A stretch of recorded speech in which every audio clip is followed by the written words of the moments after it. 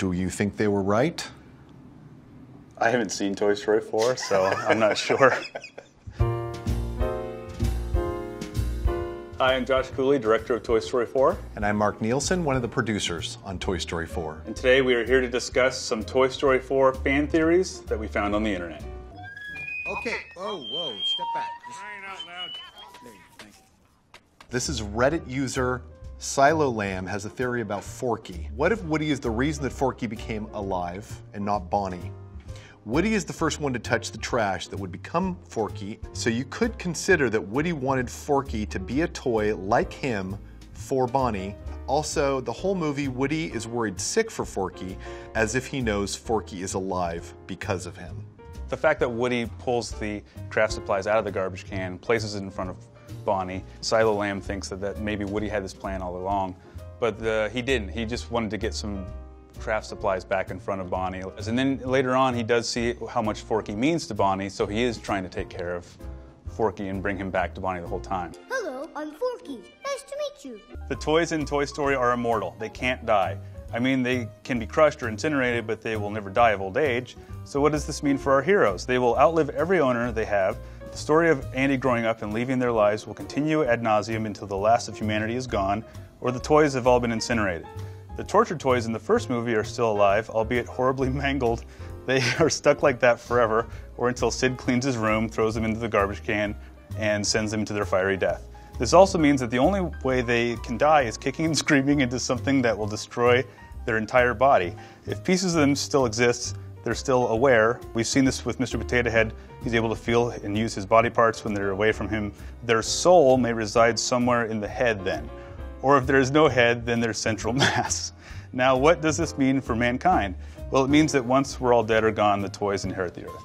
That seems plausible. That seems right. I'd kind of buy that. I think Nameless 88 is onto something. One of the things I've heard is that maybe the toys are some sort of vampire that instead of sucking blood, they suck the joy out of children and live forever. But, you know, we never really thought about that when making the movie. It's more about just family and being friends. We'll be there for them. Together. John Negroni, who is known online for creating the theory that all Pixar movies are connected, also has a theory about Andy's mom. Andy's mom is Emily. That's Jesse's previous owner. You remember the story of Jessie. Her owner, Emily, grew up with her, much the same as she was with Andy. She was incredibly loved, but Emily eventually gave her away when she grew older. I compiled all of the evidence and I found some incredible support for this theory. For one thing, take a close look at Andy's cowboy hat and take a close look at Jesse's hat. It's the same red hat with white lace that Andy wears. If I got this correct, he's saying that Jesse's owner is Andy's mom. Yes, that is the theory. Because they have the same color hat. Red hat. It's all about the red hat. I'm not convinced yet. I believe there's more than one red hat in the world. But we would love to know more about your incredible support of this theory. So please contact Mark Nielsen. Nope. Duke. Nuh-uh. Duke. No way. Duke. Pass. Duke. Negative. Duke. Rejected. All right, Reddit user Just a Typical Ginger has a theory about Andy's dad. Good name. My theory is that Andy's father is dead. Andy has clearly attached himself to Woody and Buzz. In all of the play scenes, one could almost call them fatherly. This could imply that Andy is missing a father figure in his life, and this is why they're his favorite two toys. This being said, it doesn't answer the question of why there is no photos of Andy's dad anywhere in their house. Well, I will say that the reason that you are feeling this way is because we treated Woody as a father figure to Andy throughout all the films. In terms of his dad, though... I know, being dead, that's taking it pretty far. I'd like to think maybe they split up.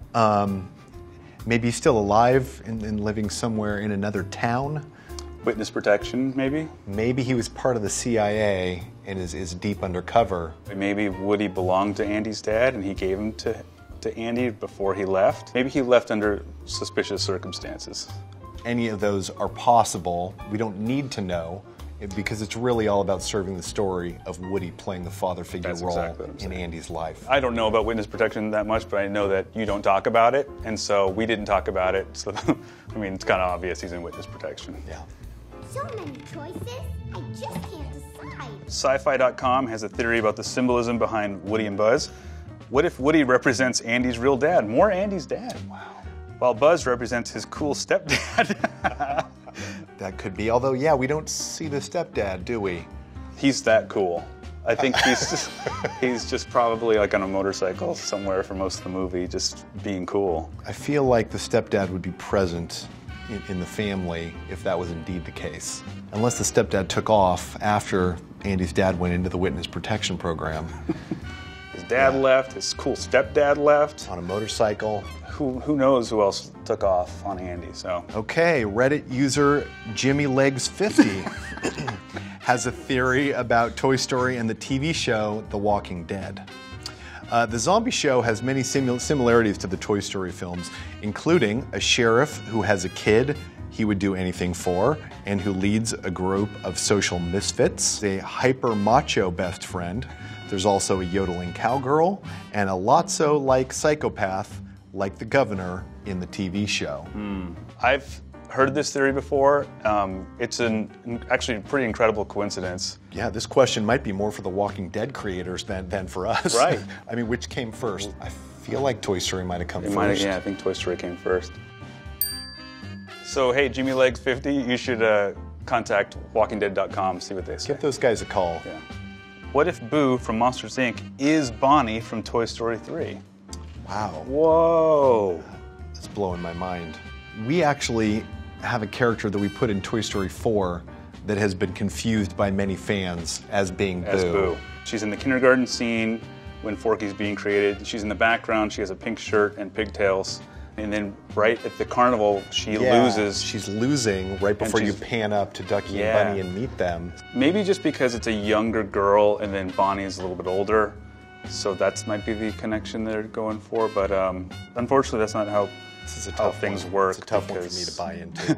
There's lots of little kids and then older kids in life. And they're not all related. They're not all the same people. But we did accidentally put Boo in the movie twice. Reddit user 1337 and 0. Toy Story and Home Improvement are in the same universe. You can see a Binford toolbox in Toy Story, which is the name of the tool company from Tim Allen's show, Home Improvement. You're right. There is a Binford toolbox that is on top of the crate that Buzz is under in the first Toy Story. Yeah. I don't know that it was more than a nod to Tim Allen. Maybe that's who Andy's dad is, Tim the Toolman Taylor. Oh, wow. Which would explain a lot. Reddit user London Garbage Man, who has the theory that troublemaker Sid may have changed his ways. In Toy Story 1, Sid is confronted with the horrifying revelation that his toys are alive. 15 years later in Toy Story 3, we see that Sid has become the local garbage man. Now let's imagine you're a guy who's just learned that inanimate objects are alive. What job would you get? Sid isn't working a crappy job, he's trying to save them. He's trying to save the toys. He picked the one job where you can rescue those things, and Sid is uniquely equipped to fix those toys that he finds that are broken. He's pretty darn creative. Yeah, I agree. You mean that happy child? I think Sid's like probably the most creative child in all of the Toy Story movies. Sid's a good dude. Sid's a great guy. He's just misunderstood. Yeah. Andy, what was Andy doing? He wasn't doing anything. Sid is the one that really had a vision. And he's cleaning up the streets. Which is great. RMAA2910 may have figured out the ending to the movie. Woody has given Bonnie love, joy, etc., and is chilled out with Buzz and friends. But there's something he is really missing and kind of lacks of. Love. What would be more emotional than Woody saying goodbye to Buzz and company, and now he wants to be independent? Oh, I see.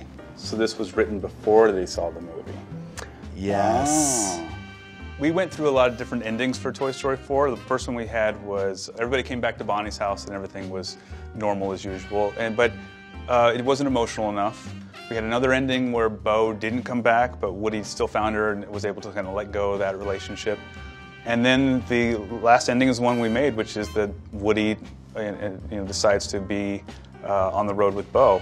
I think once we realized that for Woody to really change in this movie, he could not go back to Bonnie's room. And things had to be different too. He couldn't go into Bonnie's room and be the favorite toy, because we've already seen that. We've seen that for 3 movies. So we had to change it up and make it feel like this is a completely different chapter in Woody's life. Does this mean Woody's a lost toy? He's not lost. Not anymore. What have we learned from all this? I mean, I've learned that a lot of people are heavily invested in digging deeper into these stories. Deeper than we ever thought as we were making them, which is kind of actually cool. Yeah, I love that. I think that's great. I will say that there's so many more theories that you guys haven't even come up with that are actually correct. So keep digging. Keep digging. Keep looking, man! Dig deeper!